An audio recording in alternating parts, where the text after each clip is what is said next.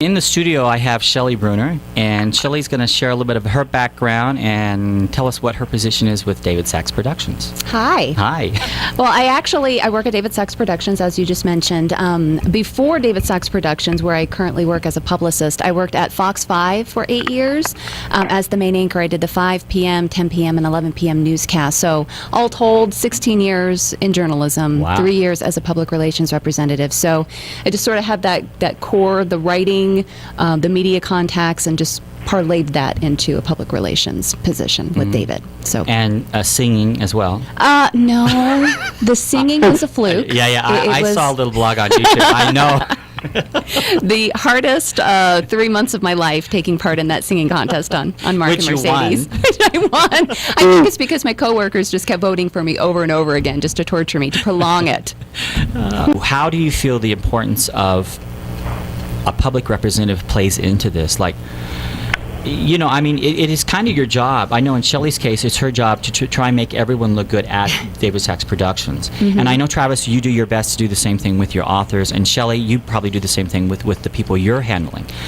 So how important is that, and how do you know how to juggle that? Did you want me to start? Sure, go ahead. For me, it's David is very sales driven, so everything goes back to sales. Everything goes back to getting butts and seats. So my primary goal at David Saxe Productions is to cultivate relationships that simply further his business objectives, whether that's, you know, with local media, international media, national media, anything that, even though it might not be a direct way to generate profit, will in the long term generate profit. And so it's sort of a roundabout way to do it, but I kind of feel like my PR role is supplemental to the sales and marketing divisions of the company.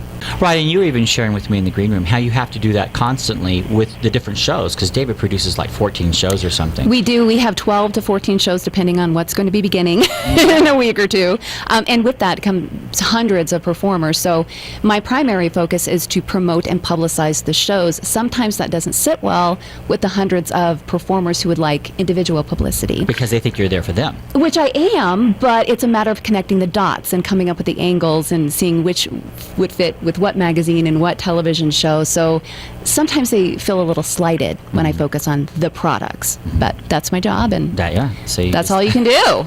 In securing a PR person, how difficult is it? I mean, do they just call a firm, or how does that work? I don't think here in Vegas, I don't think it's difficult at all to secure a PR person. I think that there are a dime a dozen out here. Getting a good PR person with a good contact list is imperative. And I would suggest to anybody who's looking for a PR representative to ask around, to just talk to friends. I mean, even David does that. David Saxe, my boss, in terms of advertising, because I do media buys too, we'll call up people and just say, well, what are you doing for this? And have you tried this? Is this tried and true? So word of mouth, I think, is the best place to start, because everybody will be willing to take your money and promise you the world, but what kind of results are you going to get?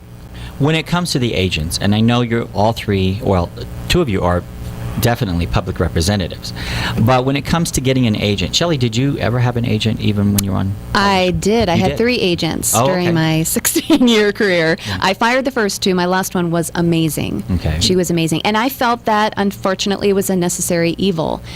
Because you want to establish a good rapport with your future employer, you send in your agent to negotiate your rate and to negotiate your contract and vacation. So it was one of those things where you pay 10%, 7%, whatever you negotiate in the contract, but something that through your career you will need down the road as you progress. But how did you go about securing an agent? Because especially when you're a broadcast journalist, how did you go about doing that? It's almost like trying to get a job. You put together your resume tape. It was a tape back then. Now it's a MOV file. So very, very old. You send that out. Yeah, resume tape. Good Lord. You send it out to the different agencies. You target the head one, like Ken Lindner and Associates in Beverly Hills. I was with Napoli Management Group in Beverly Hills. There's NS Beanstalk, which I believe is in New York. And if they like you, they think that they can make money off of you, simply put, then they'll take you on.